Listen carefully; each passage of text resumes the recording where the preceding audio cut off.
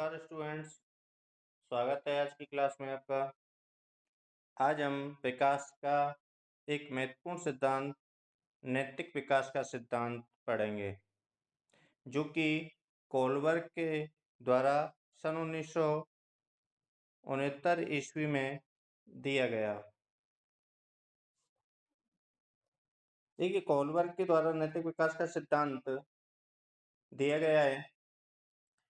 इस सिद्धांत के अनुसार बालक में नैतिकता का विकास किस स्तर पर किस प्रकार से किया जाता है, उसके बारे में डिटेल से बताया गया है।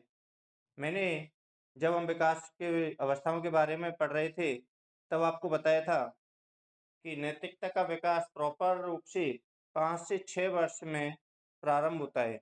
अर्थात शैशव अवस्था में नैतिकता का विकास प्रारंभ उत्तर अवस्था में होता है, जबकि शैशव अवस्था में नैतिकता का विकास नहीं होता है, बल्कि बाल्यावस्था एवं किशोरावस्था में नैतिकता का विकास प्रॉपर रूप से और पूर्ण हो जाता है।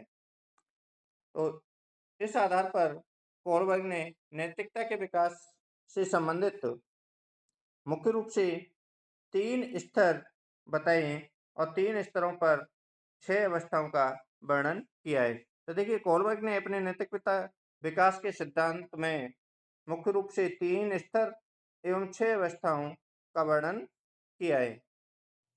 अब इसमें पहला स्तर है pre conventional stage. Pre conventional stage pre conventional stage को हम पूर्व परंपरागत अवस्था के रूप में भी जानते हैं, लौकिक अवस्था के रूप में भी जानते हैं, रूढ़िगत अवस्था के रूप में भी जानते हैं, औपचारिक अवस्था के रूप में भी जानते हैं, अनौपचारिक अवस्था के रूप में भी जानते हैं। तो इसका कार्यकाल 0 से 6 वर्ष तक माना गया है, जो कि शैशव अवस्था का जो कार्यकाल है, वो कार्यकाल इस कार्यकाल पर निर्धारित किया गया है। इस स्तर की मुख्य रूप से 2 अवस्थाएं बताई गई हैं। पहली है आज्ञा एवं दंड की अवस्था और दूसरी है सरल अहंकार, साहयिक उद्देश्य, यांत्रिक सापेक्षता की अवस्था, जिसे 2 से 6 वर्ष तक माना गया है। और आज्ञा एवं दंड की अवस्था को 0 से 2 वर्ष के मध्य माना गया है। अब देखिए, 0 से 2 वर्ष का जो बालक होता है, उसमें नैतिकता का भाव नहीं होता, जबकि अगर इस अवस्था में हम यदि मैं नैतिकता का पालन नहीं करूंगा तो मम्मा मुझे पीटेगी, अर्थात उसे एक भय होता है, डर होता है कि अगर कोई भी कार्य वो नहीं करेगा, जैसे 1.5 से 2 वर्ष का बालक है, उसे हम डांट के फटकार के कोई भी कार्य करवाते हैं और अगर नहीं करता है तो उसके अंदर एक तरह से भय आ जाता है कि इस कार्य को अगर मैं नहीं करूंगा तो मेरे से जो भी बड़े हैं, भाई बहन है, माता पिता हैं, वो मुझे पीटेंगे। तो वो उस भय के कारण वो कार्य करता है, ना कि नैतिकता के कारण। तो इस कारण से इस कार्य को आज्ञा एवं दंड की अवस्था के रूप में जाना जाता है। दूसरा है सरल अहंकार, अर्थात इस काल में भी क्या है कि कोई भी कार्य अगर करने लगता है बच्चा, तो उसमें एक मामूली सरल अहंकार के रूप में वो अपने कार्य को विकसित करता है। जैसे सहायक उद्देश्यों के माध्यम से यांत्रिक सापेक्ष अवस्था के रूप में इस कार्यकाल को जाना जाता है और इसकी एज निर्धारित की गई है 2 से 6 वर्ष। इसमें आवश्यक काम को समझना, उसके लिए क्या कार्य बेहतर है, किस तरीके से उस कार्य को करना उसके लिए बेहतर होगा, उस कार्य को वो समझने का प्रयास करता है। तथा दूसरे अर्थात अपने से उसके बड़े वो किस प्रकार से कार्य कर रहे हैं, उन कार्यों को जानने की कोशिश करता है और उनको अपने व्यवहार में अनुकरण प्राप्त करने की कोशिश करता है। जैसे बराबरी के लेन देन के आधार पर नैतिकता का पालन करना।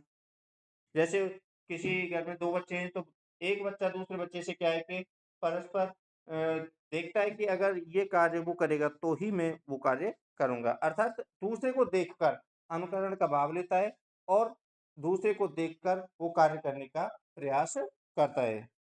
तो इस कारण से सहायक उद्देश्य या यांत्रिक सापेक्ष अवस्था के रूप में इस अवस्था को जाना जाता है। तो पहली है इसमें आज्ञा एवं दंड की अवस्था और दूसरी है सरल अहंकार सहायक उद्देश्य यांत्रिक सापेक्ष अवस्था के रूप में इस कार्य को जाना जाता है। इसके बाद दूसरा प्रमुख स्तर है कन्वेंशनल स्टेज, जिसे परंपरागत, औपचारिकता, लौकिक, रूढ़िगत अवस्था आदि के नाम से भी जाना जाता है। कन्वेंशनल स्टेज को क्या है? परंपरागत, औपचारिकता, लौकिक, रूढ़िगत अवस्था के रूप में जाना जाता है और इसका कार्यकाल कितना निर्धारित किया गया है? 6 से 12 वर्ष। अर्थात बाल्यावस्था का जो कार्यकाल होता है उसको कन्वेंशनल स्टेज के रूप में जानते हैं। इस काल में बालक प्रॉपर रूप से नैतिकता का पाठ सीख जाता है और कोई भी कार्य करता है नैतिकता के आधार पर कार्य करना सीख जाता है। इसमें देखिए बालक समाज के नियमों का पालन करना सीख जाता है और उसके आधार पर नैतिकता का पालन करना सीखता है। अब इसमें दो प्रमुख अवस्थाओं का वर्णन किया गया है।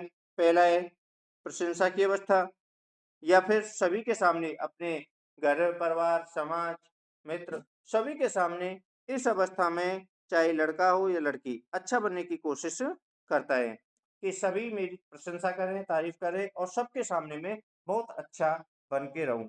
इस प्रकार से वो नैतिकता का पालन करना सीखता है। तो इस काल में क्या है कि सबसे प्रशंसा प्राप्त करने की बालक कोशिश करता है और प्रशंसा प्राप्त करने के लिए नैतिकता का पालन करना सीखता है या नैतिकता का पालन करता है। इसका इसमें इस काल में मुख्य रूप से बालक के दिमाग में एक ही उद्देश्य होता है कि मैं अगर नैतिकता का पालन करूंगा तो मेरी सभी प्रशंसा करेंगे और जब प्रशंसा करेंगे तो प्रशंसा के लिए वो नैतिकता का पालन करता है। दूसरा है सामाजिक व्यवस्था के प्रति सम्मान की भावना। इस काल में क्या है कि बालक कम से कम गलतियां करने की प्रयास करता है और अपने बड़ों का अनुकरण करता है, सीखता है, नैतिकता का पालन करता है और समाज के प्रमुख नियमों को अपनाता है, उनका पालन करता है। तो सामाजिक व्यवस्था के प्रति सम्मान की भावना प्रदर्शित करता है। इसमें कानून एवं न्याय की व्यवस्था भी इस काल को कहा जाता है, क्योंकि इस काल में बालक अपने से छोटे या बड़े कोई भी अगर गलती करता है तो उनको भी साथ के साथ समझाता है और टोकता है कि ये गलत है, ये सही है। तो इसलिए इस अवस्था को कानून की अवस्था एवं न्याय की अवस्था के नाम से भी जाना जाता है। अर्थात इस काल में बालक अपने कर्तव्य भावना से प्रेरित होकर कि कौन सा कार्य मुझे करना है और कौन सा कार्य मुझे अपने से छोटे एवं बड़ों से करवाना है। तो ऐसी भावनाओं से प्रेरित होकर वो नैतिकता का पालन करना सीखता है। तो इसलिए इस अवस्था को जो बाल्यावस्था है इसे कानून एवं न्याय की अवस्था के रूप में भी जाना जाता है।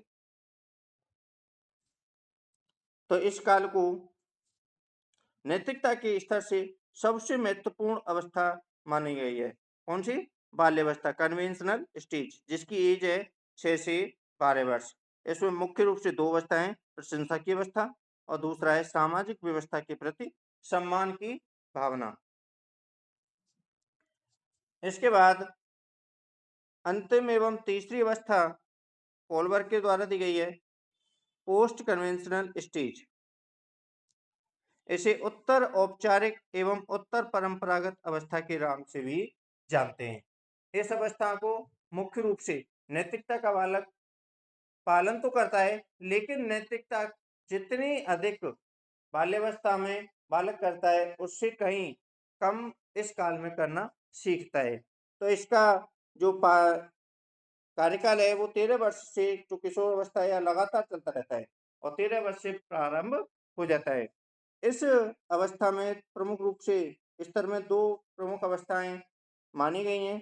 पहली अवस्था है सामाजिक समझौते की अवस्था, दूसरी है आधारहीन आत्मचेतना। पहली है इसमें सामाजिक समझौते की अवस्था और दूसरी है आधारहीन आत्मचेतना, जिसकी एज का निर्धारण किया गया है 12 से 16 वर्ष। अब देखिए इस अवस्था में क्या है कि बालक नैतिकता का पालन तो करता है, लेकिन इस काल में बालक सबसे ज्यादा झूठ भी बोलता है, जिसके कारण वो नैतिकता का जो प्रभाव है वो बहुत कम पड़ता है।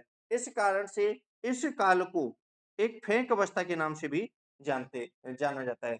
क्योंकि बालक अपने आप को सर्वोत्कृष्ट या सबसे सुपर या नेतृत्व की भावना से प्रेरित होकर सबके सामने ऐसा व्यवहार प्रस्तुत करता है, जिससे कि वो अपने को बढ़ा चढ़ाकर सबके सामने पेश करता है।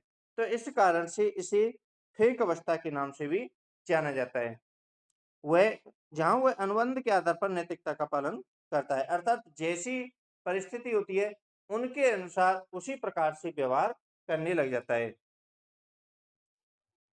तो पहला कौन-सा है इसमें? सामाजिक समझौते की अवस्था या आधारहीन आत्मचेतना। इसमें क्यों आधारहीन आत्मचेतना क्यों? क्योंकि इस काल को फेक अवस्था के नाम से भी जाना जाता है। अपने आप को बढ़ा-चढ़ाकर पेश करने लग जाता है बालक। अब दूसरा है आंतरिक विवेक की अवस्था। ये 17 से 18 वर्ष की इसका एज का निर्धारण किया गया है। ये यहाँ व्यक्ति अंतरात्मा, विवेक, तर्क आदि के आधार पर नैतिकता का पालन करता है। अब देखिए इस अवस्था में बालक क्या है कि अंतरात्मा का प्रयोग कर रहा है, विवेक का प्रयोग कर रहा है और विवेक का प्रयोग करने के साथ में तर्क की भावना से प्रेरित होकर वो नैतिकता का पालन करता है। तो इस कारण से पोस्ट कन्वेंशनल स्टेज के 2 स्टेज है, सामाजिक समझौते की अवस्था और आंतरिक विवेक की अवस्था।